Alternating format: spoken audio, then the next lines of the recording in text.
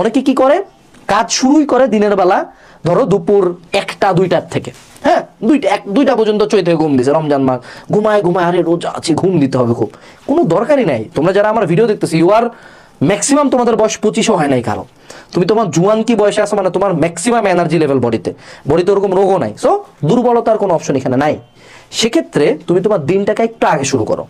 ধরো সেহরির, আমি বলবো সেহরির আগে 3 ঘন্টা ঘুমাও, সেহরির পরে 2 ঘন্টা ঘুমাও, বা 3 ঘন্টা ঘুমাও, টোটাল 6 ঘন্টা ঘুম মোর দেন ইনাফ তোমার জন্য।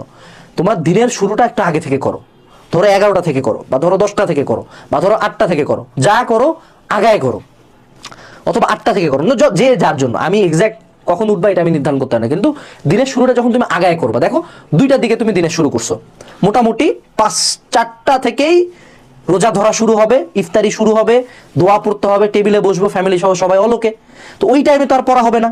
তো যদি আমার দিনটা শুরু হয় আগে, ওটা আবার হাই এনার্জি টাইম, ঘুম থেকে ওঠার পরে এনার্জি সবচেয়ে বেশি থাকবে, কারণ টাইম টু টাইমের সাথে ডিহাইড্রেশন বাড়বে, তো ওই টাইমটাতে একটা পড়াশোনা দেওয়া যেতে পারে, রাইট?